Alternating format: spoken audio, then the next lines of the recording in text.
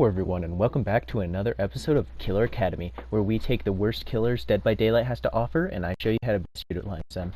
As many of you may know, one of the best and one of my personal favorite killers in the game is Huntress. She has such a simple ability, yet requires so much thought to best utilize her, as well as add-ons that increase her utility or change her playstyle entirely. Of course, this spawns several retries at the ranged killer style. Plague, Trickster, Clown, Nemesis, Pyramid Head, Pinhead, and of course today's topic, Deathslinger. None of these killers could live up to the original, being gimmicky at best or near unusable at worst. Similar to the other killers in this series, Deathslinger seems unfair to fight while looking at his ability, but hidden stats keep him from being so. The ability of Deathslinger is shooting a fast speed projectile, which upon hitting a survivor, will begin pulling the survivor closer. The speed of the projectile is 38 meters per second, putting it at the fastest projectile in the game. This sounds really good, but in reality it's actually easy to dodge due to survivors hearing the shot before it's fired, and you'll miss it against most competent players that know how to move slightly to the left or the right. The projectile also has the most realistic hitbox in the game, unlike Huntress. This means that you're forced to aim, which, because of how easy it is to dodge, makes the range aspect pretty useless. So, unlike if you're like me and miss shots which survivors then dodge into, you'll end up using more time aiming, firing, recovering, and reloading than it's worth. The projectile also has a pitifully small range of 18 meters, so unless you're so close that you might as well just close the distance on the survivor, you're just an M1 killer with a larger chance to miss. The one exception to this is windows, which Deathslinger specializes in. He can shoot through the window and pull a survivor closer, but if there's anything between the window and the survivor, even another survivor, the chain breaks faster. That's without saying you probably won't even hit a survivor with the shot, let alone pull him close enough for an attack. But I should mention that even if the survivor does break the chain, they will be left with the deep wound status, making them viable to M1 towards with more tunnel vision than a train conductor in a subway station. Another thing to take note of is that while your rifle has a freakishly accurate hitbox, parts of the map still don't. Generators, gaps in walls, gaps in furniture, in between trees. Hell, even the survivors themselves have messed up hitboxes that makes your aiming even harder. Do you remember how in my Michael footage stream I found a spot in Batum where he was too big to get through despite survivors being able to? Yeah, think about that, but every area with even a single tree or couch being able to completely stunt your attack. This is especially troublesome since survivors have the magical ability to press L2 behind said objects, completely stopping you from hitting them, since your weapon can't pierce the unpredictably large hitbox of some items. At the range where you're most effective, your base attack is even more, since it's easier to hit, can't be broken away from, doesn't rely on the game's inconsistent hit registration to deal effective damage, and if you thought you were smart to use this thing to counter dead hard, completely forget it. Your idea of potentially shooting through a dead hard target to spear them in the end when the spear's return is stopped by two things. The spear automatically comes back if hitting somebody who's dead harding, despite not counting as a hit, and the spear does no damage on returning. Fuck man, even when I try to do smart things with this weapon, the game just shuts me down. It's like the character actively discourages you from using his ability with harsh punishments for merely attempting to use your brain. As for the shot, it takes not that much time to break free, and that time goes about 4 times faster if they're behind something, including other survivors. The add-ons for this killer are situational at best, one of which gives the survivor shot from over 12 meters the exposed status as long as they stay connected to the chain. Due to the small range of the chain, that gives you only a 6-meter range to hit them and get use of this add-on, which having to act like a bargain bin sniper to make use of it lets the survivor get off the hook even easier. And again, the exposed status is only effective when they're on the chain, so if they break away, which they probably will, you have no benefit. The other iridescent add-on is almost completely useless. It gives you the undetectable status and 10 seconds after chaining a survivor.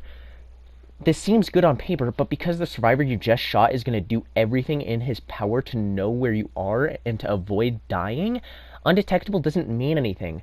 A survivor in a chase should be always tracking the killer, so not giving a terror radius or red stain doesn't mean anything unless you're actively changing targets from the already injured survivor. I've had this come into play once, and that was when the survivor was watching their back so hard in a chase that I was able to hit them from in front, and they thought I was behind. On top of this, the survivor has a surprising amount of maneuverability, drop down floors, or get behind objects, making your job much harder. One more thing to say is that pallets counter this killer hard, and while I can't find any data on this, it feels like sometimes survivors can vault or drop pallets the moment that they're shot. This, on top of the fact that your chain doesn't pull them off pallets, even if they just started crossing, makes them an even harder counter to your killer. Overall, the clunky mechanics and overall useless ability and add-ons make this killer very underwhelming, so let's see what we can do about that. The best situations for this killer are in big areas with long stretches with few pallets and where survivors will wait behind windows for you. The exception to this rule is RPD, but that goes for every killer in the game because it's a bad map. I found a lot more success in Gideon and Larry's than I ever thought I would. Those maps can be your friends. Maps with lots of tall grass like Backwater or corn like Coldwind maps are your worst enemy besides pallets and your own weapon. Obviously, the Finisterous Flax flora of these maps obscures your shot, but you also lose them a lot faster with the slowed speed while aiming. Other than those maps, keep locations that have drops on certain maps in mind, because they can really mess you up.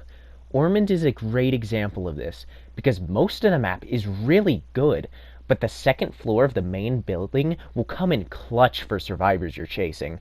One thing that I don't see many players utilizing is canceling the shot early if chain survivor gets behind cover. If you don't see any benefit to giving the survivor the deep wound status, like if they already have it or if they're down a health state, you can perform a basic attack to cancel the chain early without the long recovery of the chain breaking. Something I would also recommend is turning your weakness against pallets into a strength. On some pallet loops, like on Backwater, the loop is just long enough to prevent mind games, but short enough to where if there was some sort of diversion, you could get around. For this, shoot a survivor standing on the other side of a pallet to give them the deep wound. With this, they'll be preoccupied with mending, so you can go around and hit them. Even on the off chance that they choose not to mend, they'll go down from bleeding. If you choose to use the iridescent add-on that gives survivor the exposed status, don't rely on it too much. This add-on has let me down far more than it secured me a kill, so don't change your playstyle when using it. I know that it's tempting to go for cross-map snipes with it, but due to the limited range of your weapon, you're better off closing the distance first. Remember, nothing ruins your element of surprise more than alerting the survivors to yourself because of a loud shot that you missed due to the short range of the weapon. Try to limit your use of even sighting down, as your speed is crippled when you aim for even a second. If you have to aim, at least try to make use of it by going for a shot, or just don't aim down at all. You should only use this feature when you're sure you can hit a shot, and the survivor can't just duck around some corner to dodge it. Something actually worth using this killer for is something that not even Huntress can do. Use this ability with the exposed status. Dragon's Grip, Iron Maiden, Haunted Grounds, Devour Hope, and especially Noed pair really well with Deathslinger. You can shoot them with your ranged attack and reel them in, since it counts hitting a chained survivor as a basic attack. This creates a horrifyingly funny ranged one-shot killer. Something else is, unlike with every other killer, Noed feels balanced. It takes real skill to hit exposed shots on survivors in the endgame, where they are most paranoid and slippery in terms of evasion. It also creates the satisfying karma to chain shot Noed, the person who is rolling you all game, then decided to teabag at the exit gates.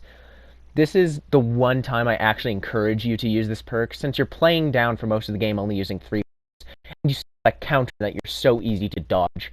This isn't like Nurse or Blight, where using no-ed completely secures you the game because of your free mobility, and it feels a lot more like you actually did something. If you're going to run no-ed on a killer, do it on Deathslinger. Aside from that, I would recommend running Ruin and Deadman Switch. The combo is really good, since Ruin still activates when a generator is blocked from Deadman Switch. You can pair it with Jolt or Thrilling Tremors if you want to, if you never want the survivors to get a generator done. Just keep in mind to not use things like Eruption, Popsgoes, or Dragon's Grip, and Trail of Torment. They don't work with Ruin, so I don't know if they're as worth it. I don't know if this oppressive gen-busting build is worth sacrificing no-ed for, but it certainly is fun to make 3 survivors dead and them only having finished 1 generator. Make your choice, and Starstruck could also work for the exposure build, but I'd keep away from Rancor, as I often think it feels like a worse no-ed. Now for the part of the video where we discuss the builds, potential changes, and perks of the killer. The only perk worth actually going for in their tree, Deadman Switch. The rest aren't that good. Gearhead and the other one that I even forget exists both don't do that much, saying that I find that survivors have a hard enough time hitting skill checks to begin with, let alone great skill checks, and it doesn't last long enough to warrant actually using it. So for the build, though, I'd recommend going no-ed, Iron Maiden, Ruin, and Deadman Switch. This is actually a pretty good build, as Iron Maiden gives you both the reveal of the survivor, the scream, and it gives the survivor the exposed status. I did learn recently, however, that it doesn't prevent head-on like I thought it did, even though I thought it used to, but maybe that was just me being bad at the game. With the Deadman Switch and Ruin, as I stated earlier, it's really good for doing gen rushing after you hit a survivor. If you pair this with something like maybe barbecue and chili, you could get really good success, as you'll see people from across the map and be able to block the generator. And I already said why no-ed. It's kind of ridiculous how strong it is, especially with the ability to reel them in, but it still feels balanced. Now, what potential changes would I make to this killer? I think that there are a few ways that you could go about this. The most basic of which, increase the speed of the shot, as well as the range of the shot. You could also make it to where it takes longer for them to break off the chain, but those 2 things are my main big ones that I'd like to see.